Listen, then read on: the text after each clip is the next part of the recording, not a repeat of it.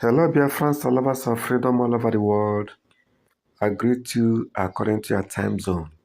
Good morning, good afternoon, and good evening. Long live Mazi Nnamdi Kanu, Ahmadike, Biafra land.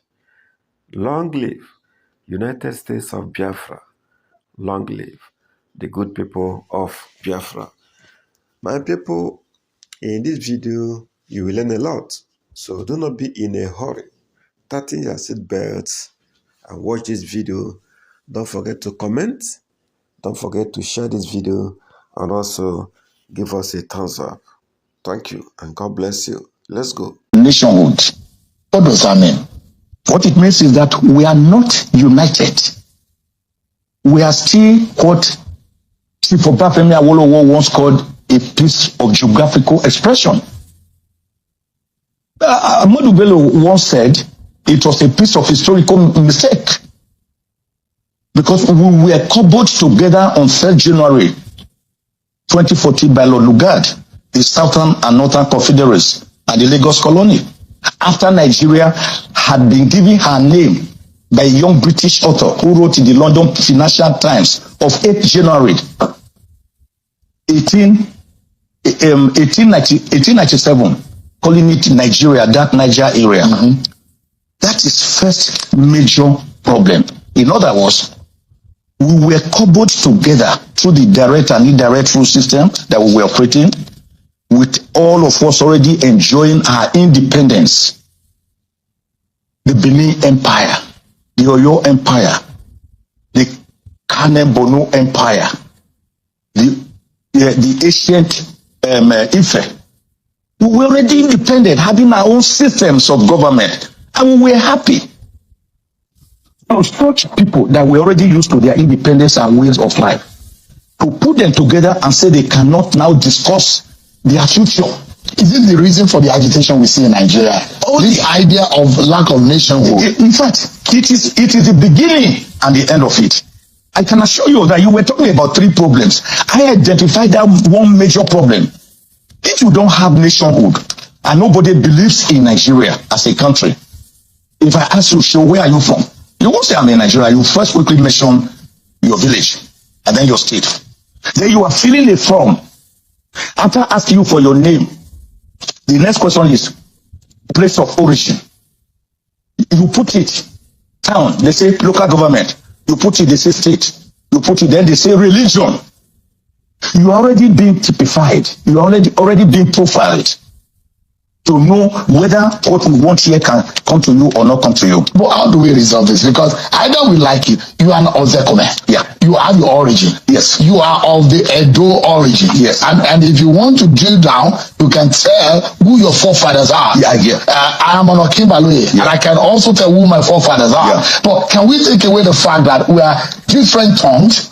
Our tongues different. No. And our presidents who have constituted conferences, at least two of the presidents have said, you can have every conversation, but the unity of Nigeria is non-negotiable. The former President Goodluck Jonathan said as much. In those kind of conversations, the fear of the disintegration and some people wanting to exit the nation might start to think. Now I tell you, I am not saying every Nigerian should now be the same person. In fact, I've always argued, and I'm on record to say that of Professor Onigu Otite's 374 ethnic groups in Nigeria through a demographic survey. He was a great sociologist that speak over 380 languages. Each of them must have a place and be respected in where he comes from. But when you want to roughing it over others, for example, like former President Buhari calling a whole ethnic group, one of the 3 largest ethnic groups, the Igbos, Southeast, as a dot in the cycle. What will you call me? A minority within a minority from Ijukwe, near Agenebode, East local government area of Edo State. What are you going to call me? But in America, for example, they first ask you, what's your name? You tell them. They say, where are you from? We ask you, what do you mean? You mean where I work? Or where I schooled? Or where I live now? Or where I was born? because each of them would have been different. But they regard themselves as Americans, so they have what we call faith in their country. We do not have faith in our country. How do we do that? That is why when you go around on a Sunday, tomorrow is Sunday, today is Sunday. If you are go around, you will see different town unions. Where will you see a Nigerian union holding a meeting? So it's like the Bible. It says, seek ye first the kingdom of God and his righteousness, and all things shall be added. If we get it right constitutionally, because the present foundations are fundamentally damaged, they are damaged. I give you an example, Shion.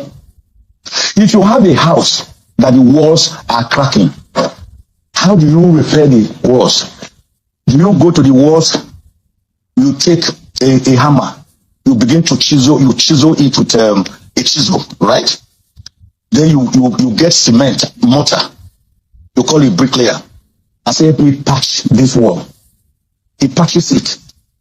In 1 or 2 months' time, more chaos, more gullies, more cracks appear on the wall. You have to look for the cause of that wall. You discover that there's a big tree in your compound whose trees have sprouted. They have become so big that they have gone towards the foundation of the house, and it's what is actually threatening it to fall. What do you do to that tree? You don't go to the tree and cut off the branches, because the branches will grow anyway again, and the walls will continue to crack. You go to the tree, to the roots, uproot it. Yeah, I'm happy you took this route when you talked about Nigeria and the Nigerian state. So for you, what are those factors you've identified as the reason why Nigeria is still in its crawling stage after how many years of independence? There are some fundamental issues. Sometimes I think that principally the main issue is leadership. There is no doubt, fundamentally. Yeah. And because of our lack of quality leadership over the more than 6 decades since we achieved independence, political independence, because we are still under economic dependence. We've not really had that towering national figure that has demonstrated enough leadership skills and earned people's respect across all regions. We've not been lucky to have that. We've never been lucky to have a Mandela or Kagame, the Rwandan man. We've not had somebody in which most people have confidence in to move us forward. And I think that's a fundamental flaw. Some of our political leaders have had opportunities to fulfill that role. But I don't want to mention names, but I'm sure you can guess. But at the end of the day, they've disappointed us. And they've disappointed themselves too.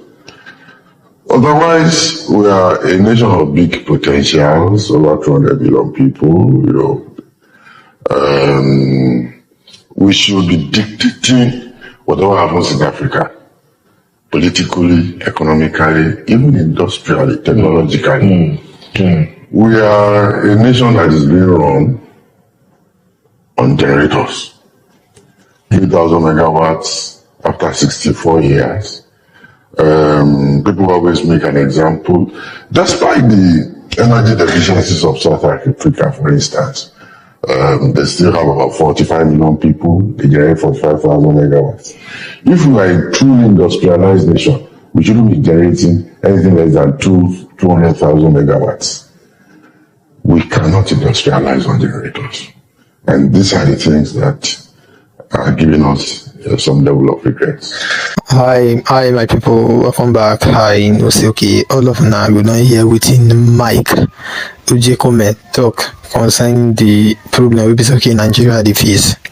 Though I get why be so okay me I like that Michael Jekome.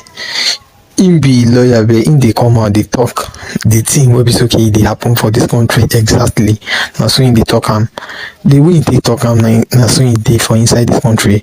Una know say dis country where we dey so na we dey whine ourself say dis country is a nation. Na we dey whine ourself say dis country is one. Na we dey whine ourself say dis country we are united. See dis Michael Jekome the first man wey be say him talk, the only thing wey be say okay e give me joy concerning wetin him dey talk, he always dey where him dey anytime wey be say okay e dey talk about Nigeria. You know say okay Mike Ojekome na from south south man na him be, but anytime wey be say okay e dey come out dey talk, e dey stand for everybody dey talk. If to say okay dis country now happens to be hearing or be hearing most of these persons so be say okay dey come out dey talk truth now. If to say dis country happens to be supporting what is coming out from their mouth, dis country for don dey better since, because e don tey wey dis Mike and dis other man wey be say una dey see for my screen now dey come out dey talk about the issue wey be say okay e dey for inside Nigeria.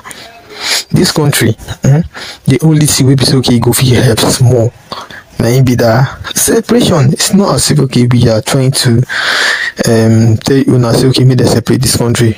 Unity is the best bet.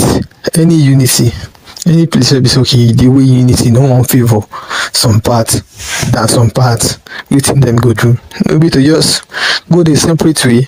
That is why you see all this Mike Ojekome and many other people wey be say okay dey talk. The truth remains that Nigeria has been destroyed beyond repairment. Nobody can repair Nigeria. So you can only come and try your luck and go. You can't repair Nigeria. Forget about it. The best thing left for this country to do is to disintegrate. Peaceful disintegration. Let the Igbo man go with his Biafra. Let the Yoruba man go with his Oduduwa. Then let the North organize themselves into Arewa, or even if the North Central want to get out of the block, they can. They can have their own Savannah state or Savannah country, where they call North, the Muslim Fulani call North, which has been the problem of the country, can now settle for Nigeria. Or they can give themselves Arewa or Fulani Caliphate, or whatever they like to answer them. They can freely choose a name and answer. But I don't know why they are very scared of division. They like everybody to be packed in together into this one entity called Nigeria. Is it for them to have access to killings? I don't know.